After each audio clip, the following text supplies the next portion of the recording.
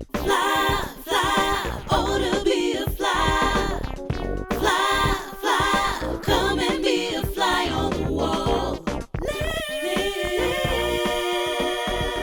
Hello there. Our house is a mess. Get your ass in here. Come on in. Welcome to Fly on the Wall podcast, the show where we talk about dating, parenting woes, and recording it all for the world to see. I'm your neighborhood friendly black girl, Amber. I'm Ben. Hey. Hey, Ben. How are you today? Man, I'm like nerding out right now. I saw. Yeah, there's like a video game company next to us that does design, and I ran into one of the game developers of Jedi Fallen Order, and I was like, oh my gosh, thank you so much. You know, this was like the first video game I started playing after I had a kid, so we talked for a little bit. I remember because I was thinking, where's Ben? We're about to start the show. What's he doing? We had a connection, so I made so I was getting a stroller for the person babysitting Wild in the Spotify area. And so he's like, where's the baby? And I was like, wait, what? The baby's not here. And so I made a funny little Dad joke. Heavy on the dad joke. And then he was carrying all these books. I was like, oh, I love Jedi Fallen Order. And it was signed by all the game developers. He had a beautiful like art book. And I almost robbed him right there. He looked he was older. He was like an older game designer, like in his 50s. And I was like, I can take him. Yeah, it's funny because so Ben meets this person. He starts fangirling over this person. And then, I'm in here like, where is Ben? So then Ben comes back in here and starts talking to another one of the producers here about how much he loved that interaction. And in that interaction, I learned that apparently me playing, if you've been listening to the show for a while, Ben, a couple weeks ago, bought me a Nintendo Switch as a gift. Yeah. Whatever, horrible gift, especially considering me. But I have been playing Mario Kart. Right. I've been playing Nintendo Switch. And then I hear Ben shit-talking and saying, like, well, that's not real games. That's like games you play with your girl, but those aren't real games. So I'm like, no, he said that. At what point? Yeah, well, you co-signed it. Yeah, I did co-sign it. I said it's an entertainment system. There's a difference between entertainment system and video gaming. Nintendo Switch, when you play a go-kart, you're playing an entertainment system. That is not a video game. If you play Zelda on the Nintendo Switch, that's video gaming. There's a difference. Do you understand? No, it's a controller in your hand and it takes up all your time. It's a video game. Well, we can agree to differ. How are you doing emotionally after realizing that you're not really playing video games? I've been fine. I feel like my emotions have been pretty good. Yeah, even it's amazing. Yesterday we had what were we arguing about? We were arguing about something. I can't even remember it. We were arguing about something, and Ben and I have been doing this new thing where we'll be arguing and nobody wants to win anymore. Like mid yelling, we'll be like, you know what? I don't even want to fight for real. Like, it's like we take the costumes off and we're like, let's just say what we actually mean so we can like get past this. Whereas like we used to be like, nah, he said this, like, let's go. Yeah, the situation revolved around you asking my opinion on something that you thought was completed, and I gave my opinion, which was critical, without celebrating the work that you already had done. I was like, I worked so hard to get this done this weekend. What do you think? You're like, this is deceptive. I'm like, yeah, I thought so. What? Yeah, and then she's like, you're calling me deceptive. I was like, I wasn't calling you deceptive. I feel like some of the things that you were pitching, we were putting together a pitch deck, and I feel like we needed to clarify some information because it could be deceptive based on what you were doing. I think I was showcasing my strongest numbers and putting my best self forward like everybody does when they pitch themselves. Sure, absolutely. Anyway, it devolved into like, I said this and you're like, you don't believe in me. And I was like, I thought I was just critiquing your pitch deck. I didn't know this had to do. I was like, you need to believe.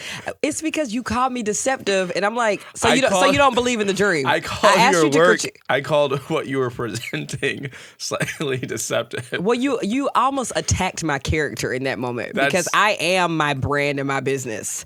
So if you're saying like this thing that you put together to make yourself look good is deceptive, it makes me, I'm like, oh, you don't think I'm this good? Like, no, I do. I think we needed to clarify some information. Yeah, we did. And then afterwards I said, hey, can we just dance naked in the kitchen? Yeah. So we took off all our clothes. And we closed most windows. We closed our blinds don't close the best. So people, if they wanted to peek, they could have peeked. If they wanted to see two bellies touching in the kitchen. Yeah. Yeah. I guess the bellies were touching, not the chest, because the bellies stick out farther than the chest. Oh, yeah. Our bellies were getting it on. Our bellies and nothing else was touching. It was just bellies. Our legs weren't even touching. And, I'm spinning her, I'm dipping her, and we were listening to her. We were just letting her play. Yeah. And I was like, play repeat. Repeat. We just kept on dancing around in the kitchen. So when next time any friends come over, if you listen to this, know that we've been naked in that kitchen dancing. Yeah. And that's all that happened. Nothing happened. Nothing else happened. Nothing further happened. Anyway, the first segment of our show is #influenced, where we talk a little bit about our lives on the internet. Sometimes we're giving influencer tips. Sometimes we're critiquing things that we see on the internet. And here's what I've been seeing on my timeline a lot.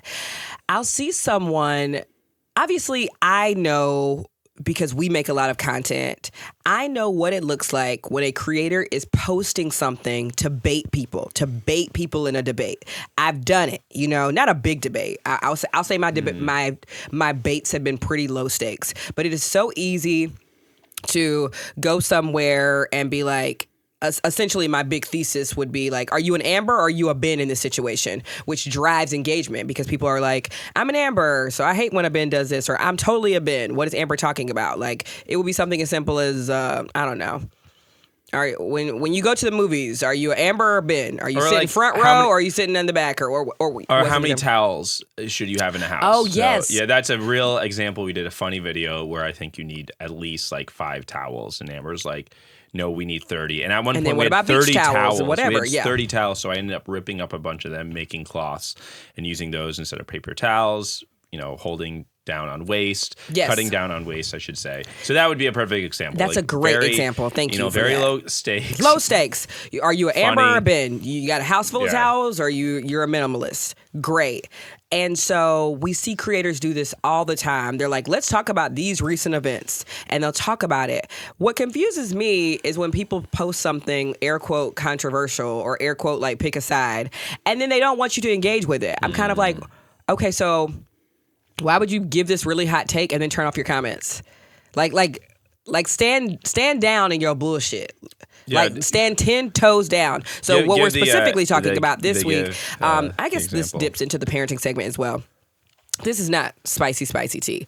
So in the parenting community, obviously there is a huge internet sensation on YouTube. Her name is Ms.Rachel. She is like the third parent in our home. She's commented on our videos before. Yes, she has. She makes great, I think multiple ones too. She makes great kids videos, like teach them how to talk, shapes, colors. It's joyful. Our kids can't shut up at dinner. Put on Ms.Rachel. Da. She's like any other YouTube or children's mogul that there's been, from Barney to Sesame Street to Mr. Rogers, whatever. So the age-old debate all the time is, should your kids be watching this, yes or no? So this woman, and we'll tag this video in the comments, this woman posts this video, and she didn't even do anything that outrageous. No. Like, the video is literally just her saying, like, should you be letting your 12-month-old watch Ms.Rachel? My answer, and then she opens her hand and it says no. To be clear, she is a professionally trained speech pathologist. Right. And so she is saying, as a speech pathologist, I would not recommend anybody watching Ms.Rachel specifically. And she left this huge comment section. The problem is then, I think she was getting so much flack from the parenting community out there, because everybody know we die for Ms.Rachel, right? And part of the reason, she's like, I didn't say anything specifically about her. I'm talking about YouTube as a whole. It's like, but you did say her name. Yeah, you said, you called the dogs, and now you mad the dogs are at your house. You said it specifically because Ms.Rachel is popular, and that was going to get you views. You used Rach for clout, and then turned off your comments and your DMs. Like, which one is it? She wasn't ready for that. And she kept How can you not be ready for coming for like the biggest YouTube child star there is right now? People don't know. They just don't know. So Ms.Rachel is so unique in the sense that she provides information that is very healthy for parents as well. So there's all these little taglines in her videos for those who are not seen it before, saying like, your kid should be doing this by this time with a little, timestamp. Yeah, so it's 9 not months or 12 months or something like that. So it's not just entertaining. It is very informational. She's also teaching sign language for parents and for kids too. Yeah. For for kids as well. And so this creator obviously is just doing this for clout, but then is not ready for the smoke. Right. You know what I mean? And I feel like as a creator, you just have to double down. Like if you make a statement, double down and make it funny, or double down and make it funny. Or she made this whole list of comments saying that all the research suggests that kids should not be watching TV, any sort of television, whether it's Ms.Rachel, Barney. In my case, I've been watching the new Castlevania show with Wild. I'll get into that later. And kids shouldn't be watching any of that because it lowers cognitive skills. It lowers their when they can speak. There's all these negative effects that watching television as a child can have, and that's true. And whether it's Ms.Rachel, that is a fact that has lots of data to show. And then there's some suggestions. And I get the whole watching it all day, but if my kid's watching Ms.Rachel as I'm getting dressed to go to the next event, sorry, kill me. Is it ideal? No, but is it sometimes necessary? Yes. Not everyone can be a stay-at-home speech pathologist. Right. That's so unrealistic. Right, yeah. Not to, hate on this speech pathologist, but she made herself a target. So the thing that I find so frustrating is you're on TikTok. You're putting your kid on TikTok. You're trying to make money off of this. Right, eventually, yes. Yeah, you're trying to get more clients. Yeah. That's the point. So stop pretending as if you have my best interest in mind. You put Ms.Rachel's name in your mouth because you know that would get you followers. So stop trying to be like an educator. Fuck stop. You. Go fuck yourself. Nah, I didn't say all that. No. I think, Ms.Rachel would never say it, but I'm going to say it for Ms.Rachel. This person's a fucking clown. I'm just saying, I don't even mind someone being anti-Ms.Rachel. Just keep your comment section open. Oh yeah, keep it open. You hate people if you're gonna be a thug. I don't mind people closing the comment section. I've definitely closed the comment section on a COVID debate that was happening in my DMs. But I wasn't even trying to have a COVID debate. I was just trying to say y'all, sadly, I got COVID. Take care of yourselves out there. You closed the whole comment section. Yes, because people were that's what you get for getting the virus in you. I wasn't trying to make a stance on the virus versus not, you remember this was when tensions were high. I was just trying to share I'm going through it. If you see me sniffling on my story, it's because your good sis got COVID. Take care of yourself. So you're not even following your own advice. You should also. I wasn't looking for no smoke though. I was just trying to share this is what's going on with my health. This person was also not looking for yes, smoke. Yes, they were. They said, they weren't. Do I think your 12-month-old should be doing this? No. Yeah, they were trying to make a funny video. But if you weren't looking for smoke, you would have been in our house, we don't watch any YouTube, but here's some things we do instead. That's not looking for smoke. Looking for smoke is putting Ms.Rachel's name in your mouth. I think people sometimes get smoke without even looking for it. Now, I agree with that. Things. Are you kidding? But I don't think this creator, this speech pathologist, had no idea. She had no idea what she was getting into. There's Ms.Rachel is more popular than Beyonce. Yeah, she has 196 million views on videos. You should have known with the Beyonce thing, but she's comparable with Beyonce's videos as far as YouTube. Yeah, you will see Beyonce music videos that are similar as far as views to Ms.Rachel's. And the music is very good. I think her husband's a composer. She's doing great work, and all she does is show representation in her videos. So I'm sick of people coming for my dog. She got smoked because she has a genderqueer person who does music for her. And literally, genderqueer is never, ever mentioned. Yeah. It's not it's so many rainbows in those clips. It's just her playing, it's just them playing BINGO. Zero rainbows. Literally. So I'm sick of these parents. I just hate these, and I guess we can slowly segue into imperfect parent. I hate these holier than thou people on the internet. I really do. What you could have done. You know what else? I'm sort of like that. Sometimes. Well, listen to my advice right now. This is what I don't like, and this is something that they taught us in teaching. Right, when you and I both used to teach high school, middle school, So the best thing that you can do if you want to teach your students classroom management, for example, is to show examples of how to do it. And what a lot of people like to do is show non-examples. Right. So when you are a speech pathologist and you get online saying, my advice, don't show your kid this. It's okay, give us 3 examples of what the fuck we should be doing. Because You're not.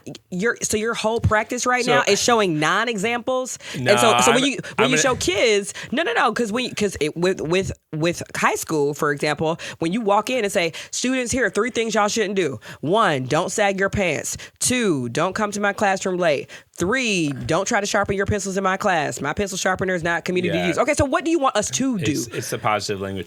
All right, so I'm going to stand up for this speech pathologist who I was just cussing out a second ago. So, and the one you said the big fuck you to. I ended up watching a bunch of her videos just to have more context. And most of her videos are all the things you should do. Like how much you should be reading to your kid, certain language practices. She basically talks.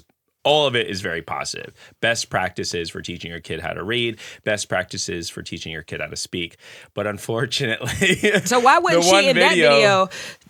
Why wouldn't she in that video show the non-example and then show the example? I know, because she wanted to go viral. Because she wanted to go viral. Yeah. I don't know her exact intention, but you just don't come for Ms.Rachel. And then you don't turn off your comments. I chose a side. I think you should not ever turn off your comments. I didn't know that you turned off your comments on just that one, because there was mass misinformation that was starting to become a part of that comment section about like the COVID vaccine, about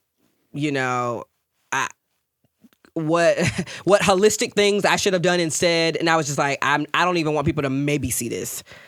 Yeah. Whenever you turn off your comment section, just for anybody who wants to be an influencer, you immediately cut off engagement. And engagement is like super critical in building your platform. But in this case, I could have just archived that post as well. Maybe I'll go back and archive it. Yeah. In Amber's case, turning off comments, I guess, made sense considering the misinformation that was being given. But honestly, all comment sections are misinformation if you're going to a comment section ever get information. So, wait. Let's go to parenting. Yeah. What's the parenting segment? Imperfect Parent. Can I say something? Yeah, sorry. Back to #influence for just a second. So you're of the opinion that if you are like a creator that does a lot of like big stuff for like, you should just keep all your comment sections on. You should just never read your comment section and just keep them on. You can never read it, but if you're seeing people in there being violent, being racist, like, it's like, I'm not gonna. Well, what will happen is that you can screenshot that and use that or report those specific ones. Yeah, report those specific ones. But also, it's evidence. A comment section is evidence. Yeah, and it's an audience. Yeah, I mean, they get to do that, whatever. And if you can't stomach it, like, sure, turn it off, but just know that you are cutting off potential, like, virality and engagement that helps you build your platform. So I've only done it the once because I was just like, ivermectin, get the fuck about it. like you know what, everybody go the fuck home was how I felt about it. Okay, I'm sorry. Imperfect Parent. So we watched Poltergeist last night. Well, it watched me until a couple other scenes because we're wrapping up spooky season. So we watched Ben. Ben is huge on like showing all the classic horror shows. Yeah, we try to watch once. I'm trying to watch something scary once a day. Yeah. Got it. Well, you were trying to for the month of October. Question. We have here on it, because this is the Imperfect Parent segment. We have here on it something about how you showed Poltergeist at your school as a teacher. What was the fallout of that? Give me why you thought that was a good idea and what you learned. Yeah, so Poltergeist is rated PG, and it was Halloween time, and I thought it was What? Is it? Poltergeist? Yeah, Poltergeist is PG. Sorry, I didn't mean to cut you off. Yeah, Poltergeist is PG because it was made 1982, and at that point, they didn't have the PG-13 rating. I believe it was PG or R. Okay. And so Poltergeist is PG, and at my school, you could only show things without parent approval that was PG and under. And you knew this was kind of like a loophole. And I knew this was a loophole. So I believe that fear is a good thing to practice. I believe that kids should be fearful of something at some point in a safe setting. A school classroom is a safe setting. I don't know about that. And so I presented the These film. These days, I don't know if a school classroom is a safe setting, but keep going. Try things. It should be safe to an extent. So I presented the film and I said, hey, this is about a family. It's about a haunting. A poltergeist is a new vocabulary word. It's simply a ghost or spirit that's haunting a specific place, and they move things. So it was vocabulary. I gave them handouts. It was going to be a whole thing. For Poltergeist. For Poltergeist. Hell yeah. I'm a cool-ass teacher. And it was also Halloween at this point, and kids wanted to watch something scary. And I said, this is perfect. And Poltergeist? Yeah. You are tripping. You're supposed to put like Casper the Friendly Ghost or something. So one of the cool things about this film, it shows the terror that can happen in a suburb and how suburbs are built for stolen land. And so I think this was a really great teaching experience. And they were sixth graders. So, 11, 12 years old. I was scared watching it last night. You're such So I an started to asshole. play this film, and the kids there's a group of kids that are so terrified that they open up a different classroom and go and watch a different film. So how many kids had to go to the separate room? I think did half the room leave? We pushed all the tables out, so we combined the two sixth grade classrooms together. So we had about 60 students in my room watching the film, and I had a cool room. There was a couch, bean bags, and stuff, and so they were able to spread out. And I think about 20 kids left. 20 kids. 15. How many kids were in the room? You said 30? Yeah, but 60. So a third left, but some of those people Wait, left. how were 60 kids in the room? Because we combined it, like I said, we combined the two sixth grade classrooms for the special event. It was around. Who was the other teacher in there? Was that other teacher like, we probably shouldn't show this? Shouldn't. Yeah, she 100% told me we shouldn't show this. And you did what you wanted to do anyway. I mean, she was like 20 years older than me, so I thought she was just being 20 years older than me.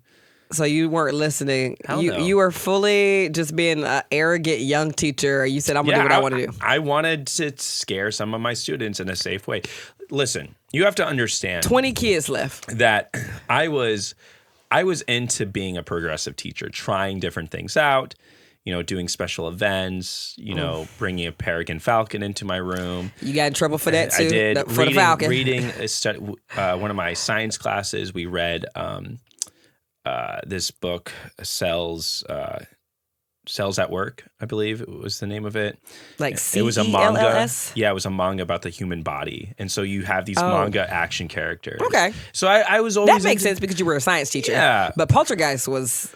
Well, Poltergeist was just... and they were going to count it as an English class because I taught science and math and the other teacher taught English and social studies. So I was like, let's just combine the two. We'll use it as an easy English grade, Oh my God. Did you hear from any parents when you did this? No, of course not. Did you check your email? Yeah. Because I know how your email inbox is. Listen. So you probably didn't hear from no parents because you didn't check your email. Listen, I think it's important. I did what mattered. And it didn't pay off, so. Wow. So 20 kids left. Of the 40 that stayed, and did y'all finish the movie? We did, yeah. But, so did they say I really appreciated that you showed us a scary movie? This was awesome. This was so cool.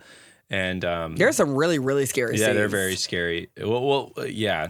Okay, so you've been on a kick where you've also been showing Wild a little bit of Castlevania, which includes gore and violence, beheadings, disembowelment, impalements, and eye gouging. What's the issue?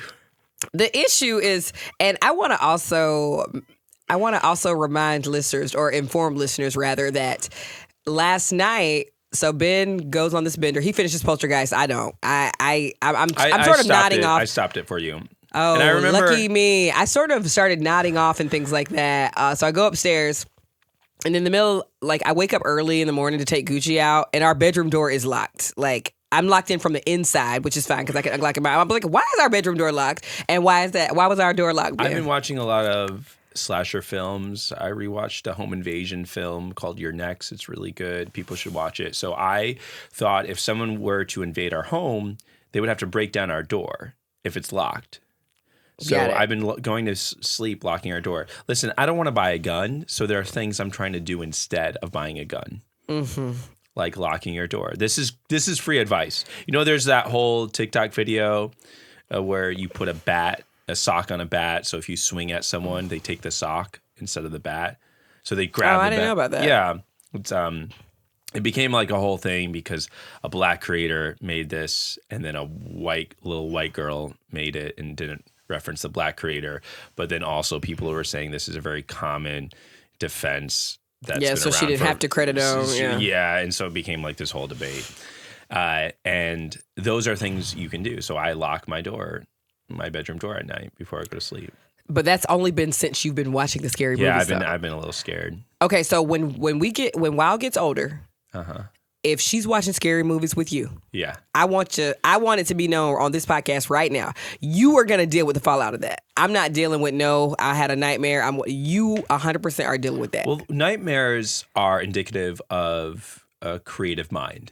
You used to have night terrors as a child, I would run around the room, and look at me now. You still locking doors. And who had to deal with those night terrors? My parents, but honestly... And it's going to be Wild. So if Wild is ever asked who had to deal with them night terrors, she's going to say, my dad. That's going to be the answer. I accept that responsibility because the payout is increased imagination. The payout, like we've talked about before, is that the fear in this closed setting allows the kid to address and to discern what is real fear, what is fake fear. I hear you. Those of you who are watching this on YouTube, I would love for you to chime in the comment section about if you do have kids, do you let your very young children watch scary movies? That's what I want to hear. Do you let your very young kids watch gore, watch violence, watch horror? Because it just depends on the kid. But it doesn't affect them. It scares them, Ben. But that could be a good thing. There's lots of scary things in the world. Fear does affect people. Yeah, but it could be a good thing. So does happiness. We don't stop people from being happy. Well, happy is a different emotion. Right. So you should experience all emotions. I do think you should experience all emotions. Right. But giving my child nightmares that will probably just inconvenience me is not something that I'm interested in doing. I will ask her and I'll say, like, this is what this film is about. It's going to have a couple of scary points. Mommy is scared too. Would you like to see it? Yeah. And she says, no, I'm not doing it. Whereas you're kind of like, well, just try it. I know how you are because you do that with me. Just give it a try. Yeah, and if she can't handle it, she doesn't want to do it, she doesn't have to. Got you. Yeah, she can exit anytime. Great. You want to talk about relationships? Yeah, heck yeah. Do you? Amber always gives me really great, inspirational relationship advice. Go for it. What did you tell me? What did I tell you? You said it's like something about breaking. Oh. I felt really. What was it again? I think I said this week. I was like, you don't have to break up with him. Just break him. Yeah. Whatever that means to you. Sometimes breaking him is better and more effective than breaking up. Because I like to be cracked and bent. Like, bitch, are you advocating for violence? No, I'm advocating. I break his bank. It could be in a bunch of different things. Break him financially. So what I'm hearing is that you're not going to break up with me, which is so reassuring. No, I don't have time to break up with you. Yeah, but you have time to break. I like you emotionally. I still kind of like you. I dance naked with you. I will say before we get to the relationship segment. And I know one general question that we get all the time is like, Amber, I'm single. How can I put myself out there better, whatever? And I'm going to say this. I'm not going to name names, obviously. But I went to dinner with someone last night who is more of a colleague, I would say. And she was just giving me what she does as a single gal. Or even this past week, I was playing on a friend of mine's Tinder page. And this guy that she didn't think was attractive, I was like, give this guy a chance. Like, he's kind of cute. He's got some cool experience. She's like, okay, fine. I swipe with this guy. And I immediately start talking to this guy. And then at one point, my friend's like, Amber, you got this man falling in love with me. Like, what is going on here? And I think because on the apps right now, we met on the apps like way back in the day. So that's like ethically questionable, but continue on. Yeah, like me ghostwriting for my friend? Yeah. People do that all the time. On Tinder? People do that all the time. They let their friends see their accounts. People cheat taxes all the time doesn't mean that it's ethically... Well, I can teach people my tactics, which is what I'm about to do. I'll tell you this one time. But if you make someone fall in love with you, but they're going on the date with the other person, that's like every Disney Channel movie plot, and it ended up working out at the end. Let me tell you this. One time, I had a friend in Chicago. I'm going to get back to the other story in a second. I had a friend in Chicago, and she created a profile on Hinge, okay? And the profile was cute, but I saw a couple pictures in her Rolodex of pictures, and I was like, girl, No, ma'am, Pam. Like, this is showing, this is showing that you're boring. So let me I was like, what I'm going to do is I'm going to pick 4 pictures because you hit the street. You gave them 7. That's too many options. I'm going to pick 4 of your best photos. And I took one in the studio because we were at the yoga studio at the time. I took one in the studio that showed her butt a little bit. And it was like this really fierce yoga pose. So she puts these new pictures on. She starts swiping. That night, she meets some guy. They go on a date. She got pregnant with his baby like 4 or 5 months later. And they have 3 kids now. Because I changed the photos. You get bitches on pregnant. Her Hinge. I get bitches pregnant. I get bitches housing. I get bitches housing. I get bitches, assets. I get bitches. Would you ever be a matchmaker? Oh, I could totally be a matchmaker. Are there like matchmakers that are not Indian? Yes, Ben. There's Jewish matchmaking.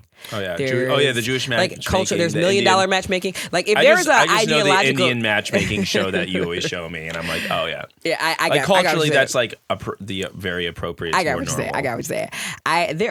Especially if there's like a specialized culture, like you said, like Indian culture or Jewish culture, or like you could be a black, I'm a millionaire. You could be an African American matchmaker. I'm a really good matchmaker. Going back to my friend the other night. Here, if you're out there right now and you're on these dating profiles and you want to skip past the like, what are you doing? Hey, those boring pleasantries that we all have to deal with when first talking to somebody. I didn't have to deal with that with you. Hence why you're sitting in front of me today.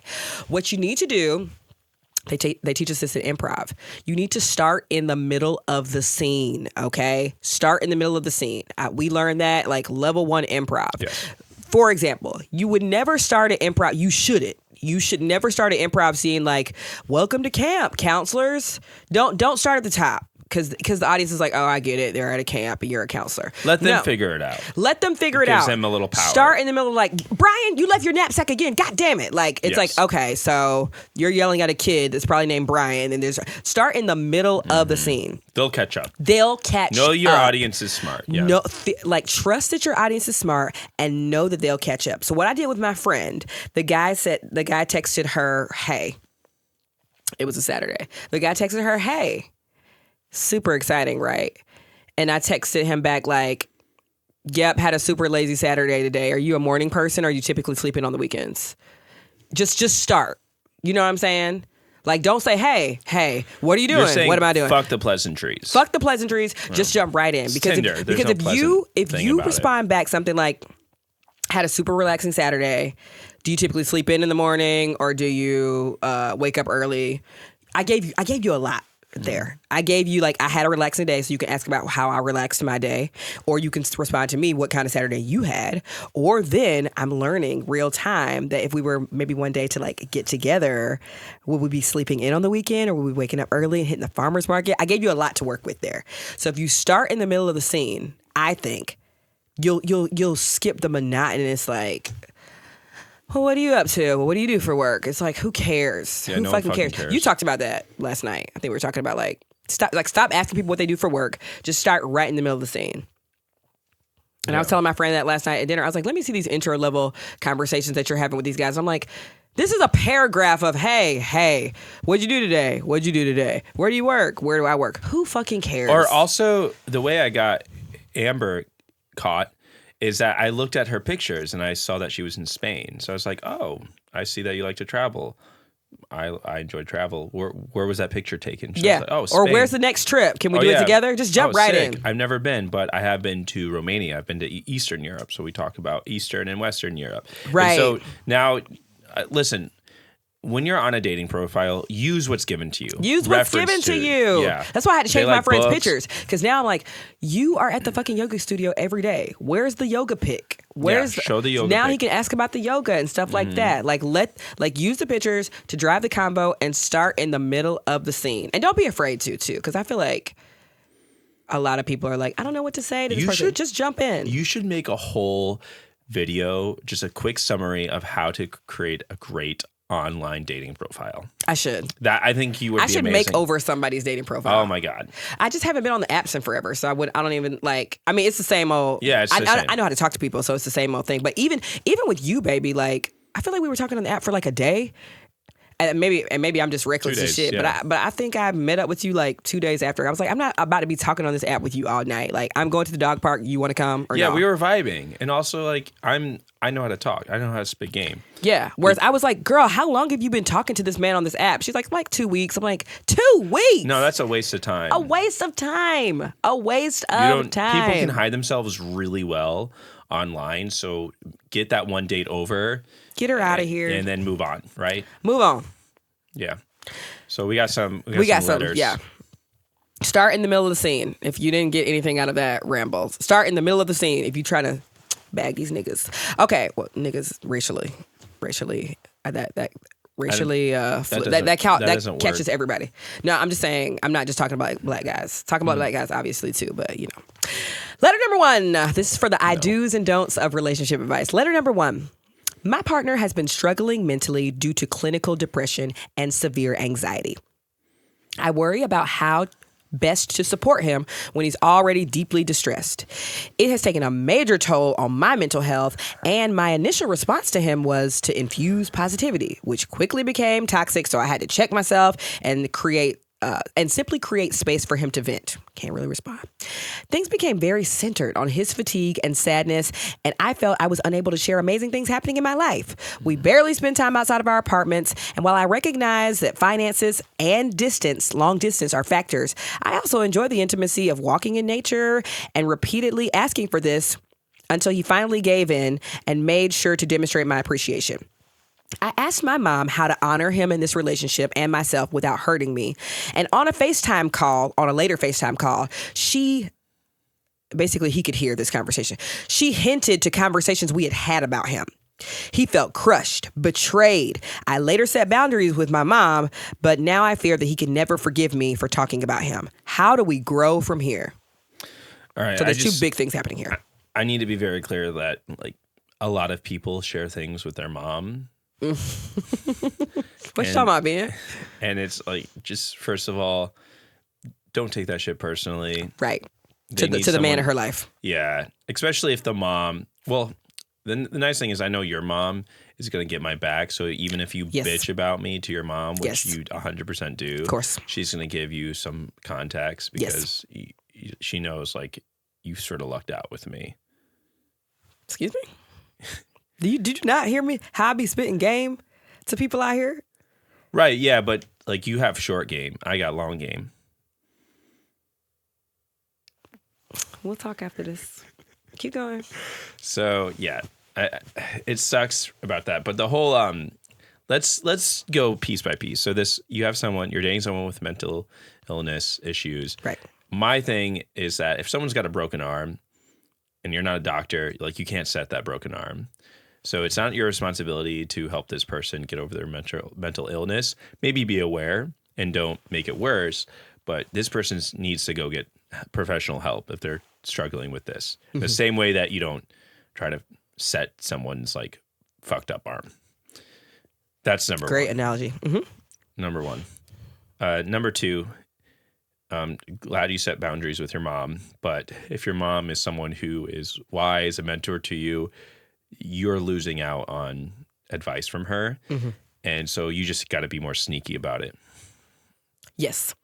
Put the headphones in when you talk. Like so he couldn't hear that. Yeah, I don't think it is wrong for you. And by the way, y'all know every single week we keep all letters anonymous. I don't think we ever mention names. So, you know, I hope you found safety in this. But I don't think it's wrong, listener, that you have confided in your mom. I really don't, because it feels to me like your partner is not somebody you can confide in, because the whole relationship, as you were saying, is kind of centered around him and his emotions and his fatigue. And now that is spilling over onto you. I want to ask, what is he bringing to the table? Because you're really supporting him with all of his emotions. But I would have just straight up, like if that was you, if you were all in your fatigue and all in your emotions, and then you got mad that I confided in my mom, I would straight up say, like, you know what? I need an outlet because you're a lot. Yeah, you're not the outlet. Yeah. It is difficult to deal with all of your emotions. So I have to tell my mama. And every time I bring up something with you, you say that, well, you know, I'm fatigued. You give this reason, which might be a valid reason, but to emotionally save yourself, you do need someone to talk to. And if your mom is a trusted, you know, confident, that you shouldn't lose that. I agree. I don't think it's wrong. Like, obviously, maybe don't air out all y'all's laundry, but just share with him, like, now, if I would have came to you with this issue, what would that conversation have gone like? Because every time we try to have a conversation, it becomes all about you and your emotions and your needs, and I don't feel heard in this relationship. Yeah. And I feel like there are times when I've came to you and been like, well, why didn't you just tell me? And you're like, this is why. Yep. This is why I didn't tell you, because this is how you're reacting. And then, obviously, later when I sit with myself, I'm like, it totally makes sense why he didn't share this information with me, because I'm hysterical and dramatic. Yeah. Do you think I should just break up? I mean, she said there's restraints on finances. There's restraints on long distance. The relationship is centered around him. She can't even infuse positivity because that became toxic for him. So many red flags. I mean, it's a lot of work. You asked the question that she should probably ask, which is, what does he bring to the table? Yeah. If it's like, if you got to put up with all this, please tell me. If it's nothing a rose can't fix. Like the toy. The toy. Well, the rose can fix it because they're long distance. And then his finances ain't even all the way in line. Maybe hence the lack of therapist and the resources to get help. But yeah, I just is the juice stressful. Worth the squeeze is what we hearken back to. Ready for letter number 2? Yeah, I often think when there could be a fear of loneliness. The fear of loneliness has a way of making us look and push aside all the red flags because we're so fearful of being lonely. You know, but here's the thing. I've had this realization that when you die, most people are going to get over you. Actually, probably everyone's going to get over you. Okay, babe. And I guess the reason I'm saying that is that there's this fear that you're going to be left alone. But ultimately, everyone gets left alone at the end of the day. But we all find a way to move forward. So if you're fearful of being alone, just know that sometimes it's better to be alone than to be stressed, Yeah, we can't let that fear of loneliness trump our fear of being mistreated or something like that. Like I would rather be lonely than mistreated. And it feels like in a lot of cases, people would rather be mistreated than lonely. Yeah. Which is really sad. But I think ultimately you'll be happier. I think for most people, they think that loneliness is the greatest fear or whatever, we all tend to move on and get over things. Right. As time goes on. And then you can curb some of that loneliness, again, by leaning on our family, in this case, leaning on close friends. But I would rather, be desperate and putting myself out there at speed dating events and bars and stuff like that, and hotel lobbies and the weekend of an Afrotech convention. I'd rather be putting those things out there and being, air quote, thirsty than just deal with somebody who is just kind of half-assing it. Me personally. Yeah. It's I'd rather be thirsty instead of quenching my thirst with urine. And wow. Right? Right? There are some things I'd rather not drink. I'd rather be thirsty. I'd rather be thirsty. Absolutely. Yeah. That is so you. I love that for you. You ready for letter number 2? Yeah. This is an interesting one, I think. I say that because I'm curious to see what you'll say. Dear Fly on the Wallin, my boyfriend asked me to marry him after a really beautiful and emotional night sitting in bed. Not how he or me planned on asking, but it just felt right. He hasn't gotten a ring and money has been tight. And I'm in grad school and we are trying for a baby sooner than we planned due to medical reasons I recently discovered. Hold on, baby. When do we announce or tell the family that we're engaged? He feels some type of way because he wants to wait for a ring, but I think it's because he's worried about what people will say about our financial situation, particularly his parents, who have helped us a lot financially not too long ago. And he's fearful of judgment about not having a ring. I'm so happy and excited that I want to tell everyone. Do you think we wait to tell everyone to announce or even wait to get in a better financial situation before we're engaged? Just what are y'all's thoughts?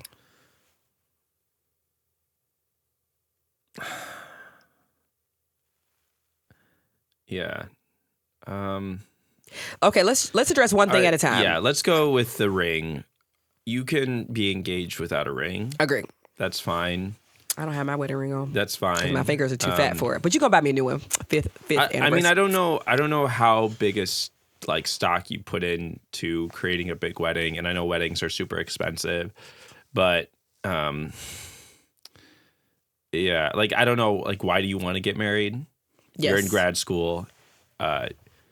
If you're in grad school, please don't have a kid. Like kids are so hard and very, very, very expensive. They're so expensive, and it's so hard to do.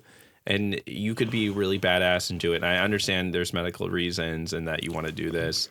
I know that, but it's just I know.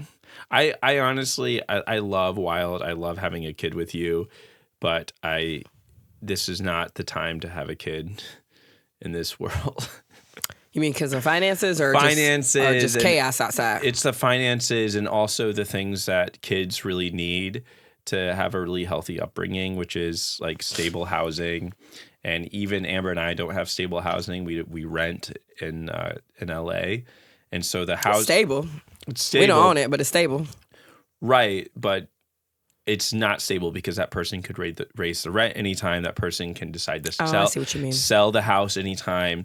Where, like your parents were able to buy a house, they've been in it for over 20 years, and so that is not a reality for a lot of people. And do you remember when a couple of years ago, I want to say it was like Young Thug or somebody, they kind of went viral for this, or maybe Future, they went viral for this controversial take of like, if you broke, you shouldn't be having kids. And so obviously all the comments were like, great, it's the only rich people that are allowed to have kids too. Like that's unfair and things like that. It's so fucked up. But our society has literally made it that way. Mm-hmm. So it's not allowed. It's not whether you should or should not allowed. It's that the way society has been structured is that to have a kid, it costs a lot of money. Agree. To have a kid, you need and time to pour off. into them in the way that the child needs to sustain life. But also, we don't give time off. It's not required for businesses to give time off if you work part time, even full time, or you have a very limited time off.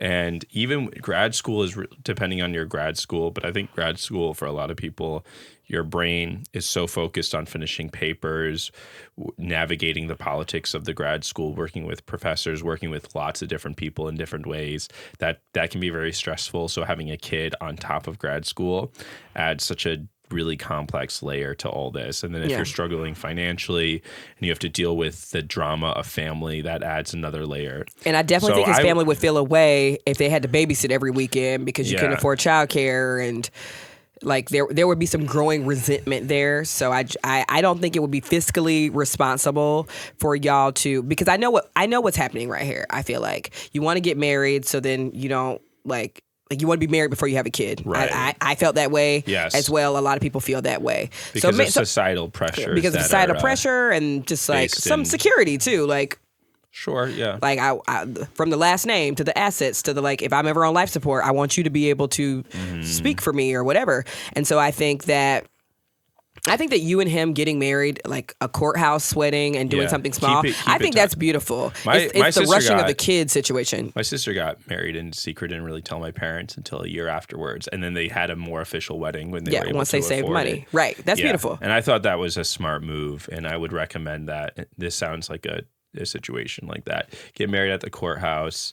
Yeah. Get married. Like if you love this man and he's supportive and y'all are like each other's person, like fuck a ring, like get a tattoo, like do it your way. Or there are you can buy rings at really nice rings at consignment shops. Yeah, that was a recommendation that my aunt actually gave me. She's like, don't buy a ring new, or people. She's like, married people are dying. My aunt is like, so can you do this impression? I'm going to feed you the lines. She said, and then do it. Yeah. So married people die all the time.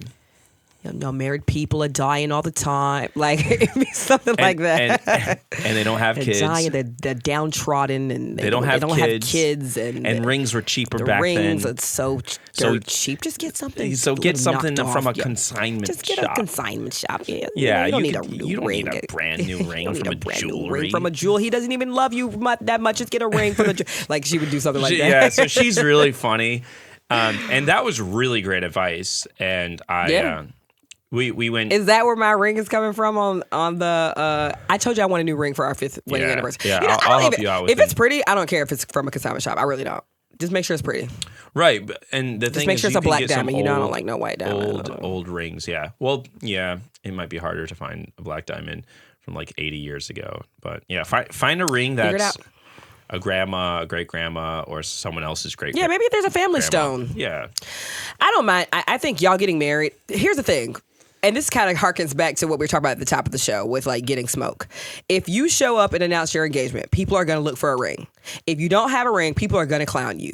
You need to mentally get over just being clowned. Yeah. Like make an announcement like, we ain't got no money right now, so he ain't got no ring, but we get married. I'll take questions now. Like just double down on that. Because if you think like people aren't going to talk shit about your financial situation, they are going to. Mm-hmm. They just are. Like that. So if you can mentally get over that, which I think you can, like, just be bold and like whatever. Like, we don't want to do that. We want to save money. That's great advice. Listen to you her. know, like, because people are gonna talk shit. Like, I wish we got married without a ring now. So then I could have just. I mean, we could like if you really wanted to save that money. Like, I know I talk a lot of shit, but if you really wanted to save that money and not do a ring, I probably would have I probably would crap myself to sleep, but I would have at the family reunion, I would have been like, me and Ben, we don't believe in material things. Like I would find a way to like sell like, we don't believe in like Western society and rings, and so that's how we're both getting tattoos. Rings in our mind and hearts. Yeah, like after Ben and I did some like really serious research on blood diamonds, like we decided like that is not the route we wanted to go. Oh, I would totally lie. I would totally be fraudulent and pretend, and then I'll be like, and who talking about my man? And I'm ringless, but he here with me every night. You got a ring, and your man running the streets. Yeah. Oh exactly. yeah, you know. Like sis, it's like sis, just say you're broke if you're broke. Yeah, and we broke. Who needs diamonds when you got onion rings? Who needs like I would just be a complete idiot. Yeah. That's a great think you should do that too. Who needs diamonds when you got onion rings? Is... Episode name? Yeah, that's beautiful. Who needs diamonds? All right, so we're gonna talk about the last segment, Shelfie. We watched Poltergeist, and Amber's just gonna share that she fell asleep, and when she woke up, share the scene that you woke up to. I swear to God, yeah, and maybe you haven't seen this before, but it was like, have you ever had like sushi, like a tuna belly or a pork belly, just bits of tuna sushi? I woke up to one scene where this guy's face was like basically melting off, and then in the sink, it looked like bits of tuna belly, and that was when I was like, good night. That's when she was like, let's order sugarfish. No. I wasn't ordering no sushi. I was like, my stomach hurt looking at these skeletons. The little girl who played in Poltergeist, she was eating that. Yeah. She killed that shit. So the film, the premise is that she gets sucked into a TV, and Amber and I were just watching this thinking, she's creepy. Man, what if Wild got sucked into a TV? And we had to stay in this house. Oh, I would jump in that TV so motherfucking fast. Are you kidding me? We would 100% go into it. And you know what the film did really well that both, surprised us is that the reality of the parents and how they approached each other and also their relationship. It's a very realistic, like loving, like middle-aged relationship, And for example, I think there's like smoking in bed. I think they're smoking weed in bed. I told you that. Yeah, I think they were like, I think they're rolling cigarettes. I was like, no, they are getting high together because they're being funny. They're being cute. Like, you don't see suburban films like that. Like, I think the last, I was getting my nails done the other day, and I was watching, she had Rick and Morty playing in the background. Yeah. And you loved Rick and Morty, but I don't really watch it that much. And I remember thinking like, oh, this husband-wife couple hate each other. Oh, they hate that's each other that's what you much. See like all the time. It didn't stand out to me. Yeah. So seeing this suburban couple that like were flirting and stuff, I was like, okay. Yeah, and they make fun of their weight. Like the guy's like, yeah, when I used to be a diver, and he's like pushing his belly in and out. It's just very cute, and adorable. And the film brings this groundedness, this reality, so that when you're faced with this absurd supernatural situation, you are more sucked into it. Literally. And quite literally. So this was the film we watched. It was really good. We're going to finish it, and hopefully this woman does not fall asleep. I will try my best, but I got to get past that sushi scene. Well, okay, so remember how we watched Barbarian a couple weeks ago? Yeah. Like the pacing of that really held that suspense, that building tension. Yeah. And in Poltergeist, I was like, okay, they clearly see that something's in their house. Like now I just have to go through all these scenes of like proving there's something in their house. Like whereas for us, it's like, but the audience is already ahead of you. Like we, the audience, know something's in the house. Right. And you're going to show us cool new ways that the stakes are being heightened, but like, there's something in the house. It's also funny as well. I didn't know how funny. It's funny. There's at one point the father has been missing his job and his boss shows up and like a piano is being moved around the house. He's like, okay, boss, and he's like trying to hide the fact. Or at one point he has these, supernatural detectives show up and they're like, one time we saw a Matchbox car move 7 feet in 7 hours. And the father's like, oh, okay. Then opens up his daughter's room and there's like things flying around. Yeah. He's like, get ready for it. So they play the comedy really well, which I didn't think Poltergeist was going to have this comedy. It was a beautiful film. It's amazing. Everyone should really go watch it. So they should. That's it. More horror films. More horror films every single day. We're out of spooky season now, so we'll probably do something new. When this episode drops, the next day will be Dia de los Muertos. So we should definitely. It's still scary. Like November. Ooh, there's a movie coming out. We're going to watch it. It's a horror film, and it's a Thanksgiving horror film. Oh, yeah. That interests me. Yeah. I have not seen that yet. Yeah, and there's like some really fucked up scenes. So it's based on a trailer, like a fake trailer that was made for a Quentin Tarantino film like 20 years ago. What's it called? It's called like Thanksgiving Day. Thanksgiving horror. Let's look this up. Yeah, we're definitely going to be watching that. There's like some really disturbing, like messed up scenes. I'm going to have Amber watch the trailer, like the fake trailer that was made to go with a Grindhouse film. I love a fake trailer. Remember that fake, like, I want to say it was like Robin Williams trailer. It was so good. Oh, the Patch Adams one. No, not the Patch Adams one. It was no. Oh yeah, he like the day he hears that his friend died from a overdose. Yeah, something like that. Yeah, on like the Mork and Mindy show or something. So good. And Robin Williams' daughter kept on being tagged in it. She's like, please stop tagging. Yeah. And, She's and like, the worst day of my father's, one of the worst day of my father's life. Yeah. Like, enough tagging me. They're like, yeah, but like, look at the color, like who colored the film. No one asked this guy to do this. He just took it upon himself to act this out. And it was really good. She might want to give it another watch if she's got some time. I'm just saying, there's. I feel like there's the human in me, and then there's the director in me. Yeah. There's the creator in me. So the creator in me is like, you got to go give that a second watch. The human in me is like, that's so fucked up. Like, why would people send you something about your like father who committed suicide? Like, that's crazy. And then the human in me is like, but I'm the creator. So well, you got to watch that. Well, the whole thing was that Robin Williams was hanging out with that guy the night before, and they were doing drugs together. Right. And so Robin Williams left him. Yep. And he felt very guilty for leaving him. Yeah. So, but the way they told the story was very powerful. Yes, it was. And worth a second watch. Anyway, thank you so much for listening to another episode of Fly on the Wallin podcast. Week after week, we will see you next week. Here's your outro music. Bye, y'all. Bye. You know they're from TikTok, because those laughs keep you coming, because they're wildin' all the time. Before wild throws a tantrum, listen to us